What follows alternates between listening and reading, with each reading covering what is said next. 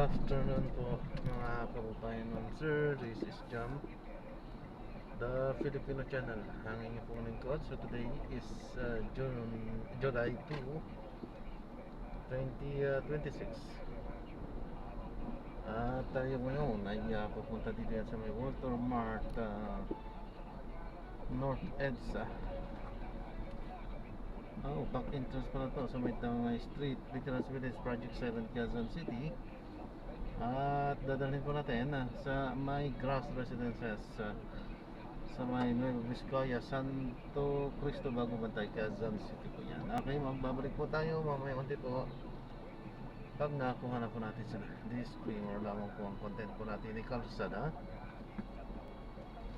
at hindi ang passenger. Kaya nga naman sakasakali man po na may marinig kayo mga pangalan ng lugar, pangalan ng tao, pangalan ng organisasyon sa government or private man yan, ay wala pong pinalaman ng channel na ito at wala pong pinapatungkulan. Lahat po na pinag-uusapan dito ay pawang dito lamang po yan sa loob at wala pong pinapatungkulan sa labas. So, magbabalik po tayo mamaya unti po pag nakuha na po natin sila.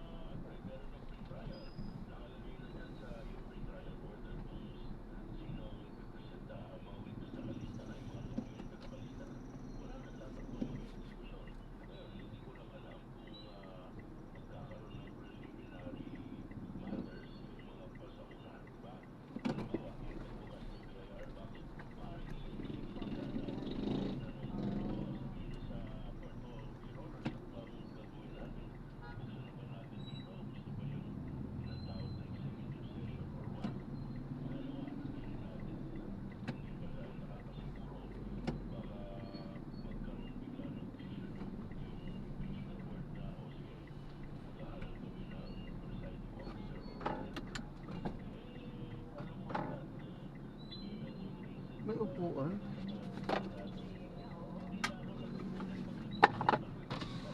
Ano ba yun? Senso po? Third. Third? Third. Ah, Kasi papakasawali. may sasakay?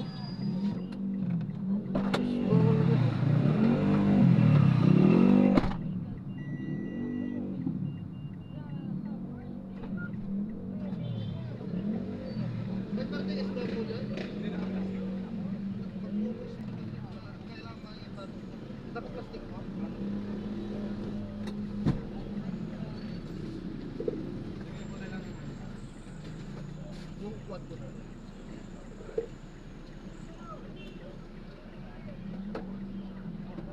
Siya mo na ipatong sa amin. Ito pa pa.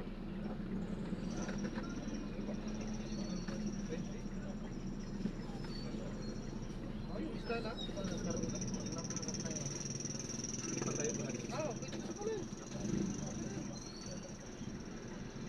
Ba't nawala yung sa ano mo kuya sa app?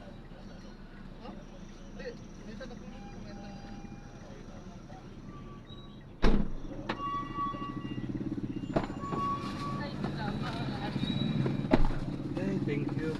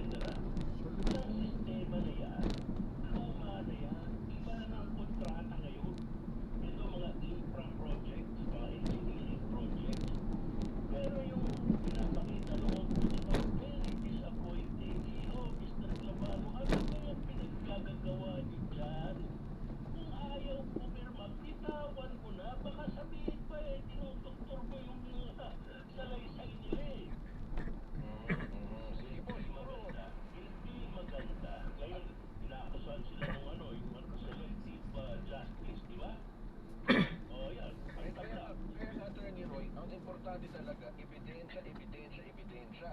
Kapag may ebidensya ka, sampahan na ng kaso. Ngayon, kung hindi, kung wala, bakit ka mag-aaksaya ng panahon yan? Pinipilit ko. Pinipilit ko, ano, gumagawa ka ng istorya. Hindi maganda eh. Di ba? Eh, bakit kaya? Oo. Ang tawag ko dyan ngayon, doon sa isa, selective justice ang reklamo nung kaila Senator Marcoleta. Pero doon naman kay Romualdez Baldito, target justice, tinatarget ito, pobre eh. Na-extortion na lahat, kung ano-ano, pati yung mga ari-arian niya, yung sariling yaman niya, kine-question.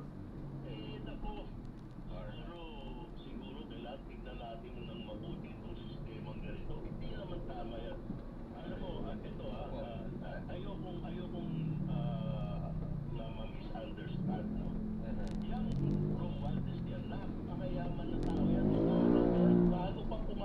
political, ang dami ng minanayan. Right? Hindi yan ordinaryong tao. Yung mga kayamanin, mga arihan, yan talagang kakayaan ng tao eh. Opo. O sige po, siguro abangan pa natin kung ano ang susunod na kabanata. At sana nga matigil na kung walang ebidensya. Ilagay natin sa tama yung mga resources ng gobyerno. Kaya hindi mo ubusin yung mga ghost project na yan. Wala kang kalaban doon para yung multo. Hindi mo na kailangan hanapin yung multo. Yun na mismo yung multo. Ang linaw-linaw nun. Hindi mo pa ubusin yan. Ano ba pinaggagawa niya ni Secretary Bison? Sige po, babantayan natin at yan din po yung magiging mga tanong natin sa kanila. Sino yung nagsasalita, bossing? Ano ang pangalan ko? Nasa doon din ako nakakalimutan. Salamat lahat. Good afternoon po mga kapapipig. Magtubig-tubig po muna kayo ha, para lumamig. Maraming salamat, Attorney Roy.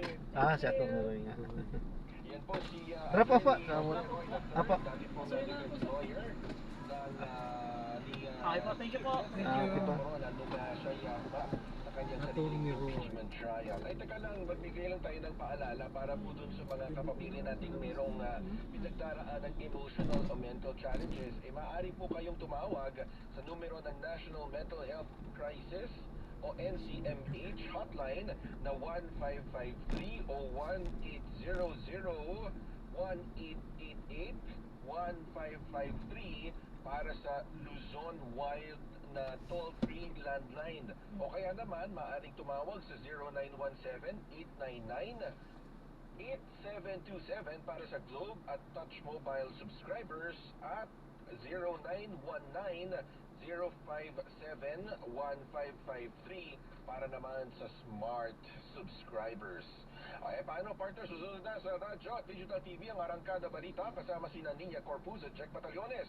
Mapapanood dito sa PRTV Prime Media Channel 31 at mapapakinggan sa DZMM Radyo Patrol sa Istrenta sa Metro at Mega Manila. Mapapanood naman ang Asia Spotted kasama sina Tony Velasquez at Pamela Vasquez sa DZMM Teleradio Cable Channel, DZMM Teleradio YouTube Channel at Ba, dyan pa DZMM nagpuntuhan? Facebook page. Ano, bye! Alis mo muna dyan. ATM. Anong take mo sa DZMM? MM. Dyan pala si Manong Guard, hindi niya sinisita. Nandiyan para ilapit po yung mga serbisyo ng mga opisyal ng gobyerno, Ito po. ahensya ng gobyerno sa taong bayan. Ano po? Talaga, pag nagpaka-orlat na pala ng time and binigyan na ng servisyo sa WD-DOH. Siyempre kapag may mga calamities, Itong calamity doon dahil nga po sunod-sunod yung kalamidad sa ating bayan. Nagbibigay po kami ng tulong sa inyo kasi yun naman po talaga yung objective ng programa, yung po karipang nagsaservisyo. para sa Bali family ito, no? Tanong ko lang po, sir, may loan pa po ako sa pag-ibig. Noong nagtatrabaho pa ako sa Manila, pwede ba ako mag-loan? Hindi yung servisyo na inaantay mo lang na bigyan ka ng ayuda, tapos goodbye, tapos na. Hindi lang po gano'n. So itong servisyo po na ito, kung mga gusto natin maging proactive ang ating mga mamamayan, alamin po natin kung ano yung mga servisyo na nandyan.